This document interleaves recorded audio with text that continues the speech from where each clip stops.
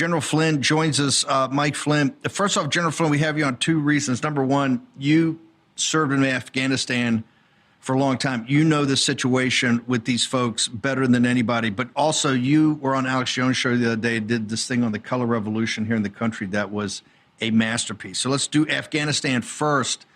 You know these units, they took, 60 to 100,000 Afghans into this country. What type of debacle was that, sir? Yeah, first of all, these units, I've worked very closely with them, spent time with many of them. So I know them very, very precisely, I guess. These are people that are so well trained, and as well trained as our Green Beret, as our Special Forces, as our some most elite military units, because they were trained by principally the CIA, and in the CIA it's called Ground Branch. So these guys are really well trained.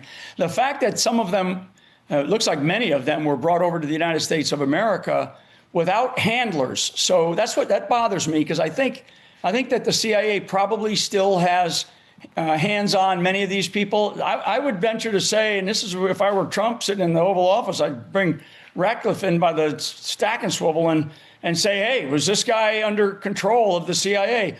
Are there any others that are under the control currently of the CIA? Because allowing these guys to come in that we so well trained and not having some sort of habeas corpus on them is just, it's outrageous to me. And so my first thing was, when I heard about where this guy came from, I was like, oh my God, this isn't a one-off. This isn't a lone wolf. This is an intentional design to start basically an internal physical component of what I call this color revolution.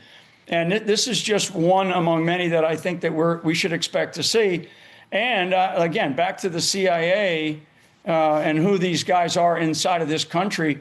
If we don't know where these people are that came from these units, we're in big trouble, because these are very, very well trained guys who know how to use weapons. They know how to make bombs. They know how to conduct these types of assassination type efforts. They can also do other things too, Steve. They can go attack electric grids. They can go do all kinds of stuff. They can blow up trains.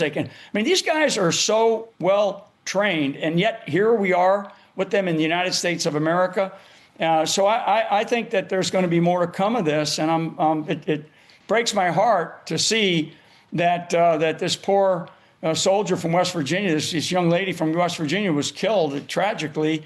And the other element of that, Steve, and I think it's going to start to come out because we've started to see some pictures on the internet. What are the damn rules of engagement? Do our soldiers in Washington, D.C., are they in line with the law enforcement professionals that are there? Do they have the same rules of engagement? Do they have weapons that have magazines in them, and are their weapons chambered? Are they maybe unsafe? If not, when was the last time these people trained on the use of these weapons? Are they carrying knives?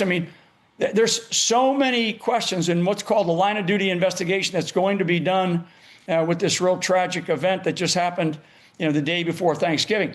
And Steve, last thing on this point, because I will dive into this color revolution thing, which is so important for people to understand. This day was chosen not randomly. This day was chosen very precisely, the day before Thanksgiving. So the narrative that we're all talking about is this, okay? These people are shrewd. The irregular or unrestricted component, really unrestricted, which means something without bounds, something with basically with no rules. That's what we're facing right now in this era of unrestricted warfare. And so the date that was chosen was a very precise date chosen. The fact that this guy drove from wherever, Washington State or wherever, that has meaning to it. But where it happened inside of Washington, D.C., against a very soft target, that shouldn't be a soft target, really, but that'll be discovered by Pete Hegseth and his team. But this is a really serious situation. The date was chosen specifically. This guy should have been handled by somebody inside of the CIA the entire time he was in the United States of America, and every single one of them that came from these units, because it's not just the Kandahar Strike Force. There's a bunch of other units of guys that supported us that we fought with against the Taliban and Al Qaeda and ISIS that made it over to the United States of America. But they shouldn't be here. Now, one of them should be here. And I'm not saying you got to leave in Afghanistan. Steve, You've got 1.5 or 1.8 billion Muslims in the world. There are plenty of countries that would take other Muslims. They should not, one of them. In fact, all the Afghans now should be gotten on a plane and shipped out of here. Mike, I got to go back, though. You're saying the date was chosen, or this guy was used for a color revolution. One, tell the audience, what do you mean by that, and who's in charge? Who's in your best thinking, who's driving this color revolution against the people and the sovereignty of the United States? Yeah, I think that right now, when we have to really take a hard look at what happened all the way back to 2016 under Obama, and I think that Obama is still in the mix here. I think the operational commander on the battlefield here in the United States of America is John Brennan. I believe that. I mean, that's my gut. I think that there's enough indicators out there for the types of activities that you look at what John Brennan has said, what he's been talking about. I do think that Obama is a part of the command structure. When we talk about, I'm putting it into military terminology, but I believe that that's part of the command structure. There is an international component to this. I call it the axis of resistance. The axis of resistance essentially consists of communists, both that are emanating from the CCP's control, but also communists inside of our country. I mean, if people don't believe that there's communists in Congress, go look at the way that they voted to get rid of socialism. I mean, what it was, 92 didn't vote against socialism as part of the functioning parts of our government. I mean, so you got communism, you've got Islamism, you've got these narco cartels, these terrorist groups that are also part of this. It's not just Hamas and Hezbollah. It's FARC and it's the Cartel del Sol. I mean, you have a combination of organizations, and there are people that are at the, sort of at the pincer of it, meaning the pointy end of the spear that are organizing and controlling some of this. I mean, all you have to do is read their damn doctrine, which I have. And I want people to understand when we talk about color revolutions, that's what's going on over in Ukraine, that total loser war that I keep talking about. We have to get the hell out of there. We've got it. Trump has got to tell his team, if he wants to stick with this team, it's like you said in the preempt with Jack and his brother. Trump signs all these executive orders. Who's checking to make sure these things are actually being put into effect all the way down to the lowest levels, right? And the one phrase that I used to use as a commander in the military is because, all the lawyers would come in, and I say that lawyers advise, leaders decide. And so President Donald J. Trump, you need to make a decision now. Listen to your lawyers, but make a decision. Get your team, whether it's CIA, DNI, SecWar, Sec State, Sec Commerce, I don't care. Get them all in and tell them, and especially the Secretary of Homeland Security. I mean, I think that Trump felt like all this going on and it was happening. It's not happening. The essence of a color revolution is in this case, for the United States of America, this is a long period of time that this has been going on. They kicked it into higher gear when Trump won in 2016, and then they're balls to the walls right now, in terms of what they're doing. And it's clear. All you got to look at is the components of a color revolution. Go look at the components. I mean, I can list them off here, but it's on my pin post on X right now. Just go look at the components of a color revolution. We are going through all of them. Trump needs to understand that this is not just like he said in one of the clips you showed, this is not some guy who's a loony bin. No, this guy is extremely well trained. He is a soldier of the left. Okay, he is a soldier of the movement to destroy the United States of America. And we have got to start facing the facts. The main actions that we are seeing economic warfare being played against us. We're seeing cyber warfare. I mean, my God, Mike Benz is one of the best to listen to. We have political interference. Most people, Steve, don't know about what's called I wrote it down here, the New Virginia Majority, right? There's a name, Tram Nyan, New Virginia Majority. This is a communist movement inside of the United States to make sure that they get as many people that are communists running at the local level, school boards on up, right? And then we have what's called, within the color revolution, you have what's called contrived cultural shifts. And that's this whole Islamification of the United States of America in different places of the country. I mean, we have the problem right here in Florida. I'm down here in Florida right now. It's not just in Florida. It's not just in Dearborn. It's not just in Houston with the Epic City. Steve, this is a creeping like a cancer that is coming into our country. Yep. Islam is not compatible with Christianity, and Sharia law is not compatible with constitutional law. We cannot have either. General Flynn, as you know, you do it. Alex Jones, we do it here in the War Room. We teach this color revolution of what they did in Ukraine, what they've done in the globalists did in these other countries, but what they're doing here. What is your punch list? What are you telling people now they have to do? We got to combat this now. And quite frankly, President Trump has been trying to combat it, but you can tell even in his administration, there are people that are going to nod their head and say, yes, Mr. President, we'll do it. And then it's not done. We need absolute action now, not just about any midterm election in 28. To save this republic, we need action and decisive action now. What's your punch list? Yeah, so briefly, first we got to guard our freedoms against this growing darkness that's coming into our country. It's here. The second thing is that, I want people to understand the Pledge of Allegiance to the Republic, not Pledge of Allegiance to a democracy. We pledge allegiance to the Republic. So I want people to read those 31 words, and the two key ones there are under God, right?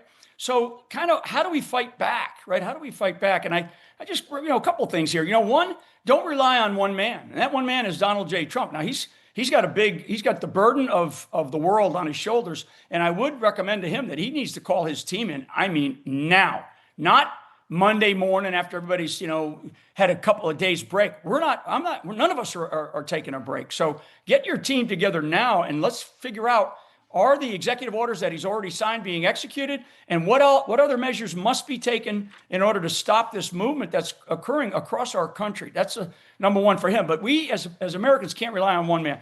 The second thing is we have to remind ourselves that this is a two-sided fight. This isn't a one-way street against us, right? We also have an opportunity to stand up, step up, speak up. And I think at this point in time, it's like, it goes back to my phrase, local action, national impact. Shopkeepers, truck drivers, parents, students, workers out there in the country, people at the local level, they have got to decide that they are going to do something. I'm telling you, this last election in this country where we elected close to, I think it was 40 Muslims across the nation. Mamdani is the poster child of them, but this is because people have started to not just go on from complacency, but to apathy. And you know what's after apathy? Slavery. So I want the American people to understand it is us. It is up to us. It continues to be up to us. So you got to act locally. You got to do the things locally. You've got to start getting involved. And I mean it at every level. People ask me all the time, what do I do? But back to Donald J. Trump, who's in the hot seat right now, President Trump, God, get everybody together and tell them this has got to end. I want to see action at this stage. No more talk. And I also said the other day, and I do believe it, that the President of the United States, President Donald J. Trump, needs to do an address to the nation and let us know what is happening, that he understands what we understand, number one. Number two is, what has he directed his administration to do? And then number three, what does he want every single American citizen to do? What can we do to help out him? Because he cannot do this alone. And that's kind of where I'm at right now, because I feel that President Trump is like a man on an island all by himself. I see that. I see that with him when he's out there talking. And he's driving, and they're driving towards impeachment. And all his tech buddies, all these guys around the White House, they're all going to leave. This is so obvious what's happening here. They're trying to isolate President Trump. They're calling him a fascist every day. They're trying to normalize the hate on him more than they've ever done before at a higher level. And they're coming for him. And that's why we need to have immediate action, start taking down these elements of the deep state. And I understand they got the grand juries and investigations, but there's executive actions you can do to tell Kash Patel, I want half of the FBI gone. To bring in the head of the CIA and say, I want half of the CIA gone. To tell Tulsi Gabbard, I want half of everybody who reports to you gone. We don't need this intelligence apparatus. All it's done is get us in trouble or tell us the wrong thing. They've been dead wrong in the Middle East, dead wrong in Israel. They didn't catch the Hamas attack They didn't understand the attack, what was going to happen in Ukraine and how NATO was driving this. In fact, they were in back of it. 50% of all these people take CIA, DNI, FBI, cut it in half and get rid of them on Monday morning. No more, we have no got more, to, and no we more have in got cash. to stop. No more in cash. Yeah. No more Quantico jumping out of planes. How great the FBI is. The FBI is not great. It's terrible. And it needs to be taken apart brick by brick, just like the CIA is terrible and needs to be taken apart brick by brick. We have a color revolution going on by these deep state elements. They're getting stronger every day because they see President Trump coming up on midterms now, and all the Republican establishments around him saying, no, you can't have recess appointments. You can't have a filibuster. You can't break the filibuster. You can't do this. You can't do that. So we don't support any of your policies. And what they're doing is surrounding you so they can take you out. And if they can't take you out through impeachment, they're going to try to assassinate you again, just like they've done a couple of times. And Posobic's the leading voice out there saying, we don't know anything about this assassin. They haven't brought anything up about the assassin that tied any of the dots together. So we need action today to counter this color revolution, or it's going to overwhelm President Trump and the White House. General Flynn. Yeah, I think that he needs to recognize that we must stop the CIA from driving U.S. policy, domestically and foreign. I'm telling you, Steve, that is a massive, massive problem. And I wouldn't say 50%. I would say shut the doors. It is no longer. It's a dead organization because it's an organization that is killing. It operates in the darkness. It is killing us. And so that's my message to President Trump. That's sort of step one for him. I don't care what somebody's handicap is. You take that organization and you rip it apart, because that organization is driving our policy everywhere, and it's killing our country right now. And it really is. I mean, the people that are part of it and the people that have been part of it are the ones still operating and driving everything going on in our nation. I mean, it's got to stop. It has to stop. And that means in Congress, that means in the White House, that means in the judiciary, and that's definitely overseas, some of the things that they're doing, the nefarious things that they're doing. And that's not going to make me any friends over there at Langley, but too goddamn bad. These people, this organization is driving this country and has been driving this country for 50 years or more. It has to be completely gutted and changed. And you're right about the other organizations.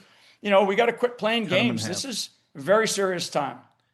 Mike, General Flynn, where do people go? Your message to the country is very powerful. What you did on Alex Jones the other day to kick this off is great. Where do people go to get all your content? Yeah, they go to generalflynn.com, but go look at my X post that you showed earlier, I think, Steve, about color revolution, because we started one in Ukraine back in 2014, because I think you're going to be talking about Ukraine and Yermov here today. I mean, we started that. And we're to the tune of over $500 billion. I'm just telling you, there's and we started it. People in the State Department, people in the CIA initiated that. And just like they've taken those activities that they did in Ukraine, and all they've done is they've run that play here. That was 2014. They're running that playbook here since 2016, and on, and we're still in the midst of it. So this has got to stop there, President Trump. It's got to stop. General Mike Flynn, thank you so much for taking time away on this Saturday to join us. Appreciate you, sir. The country does too. God bless.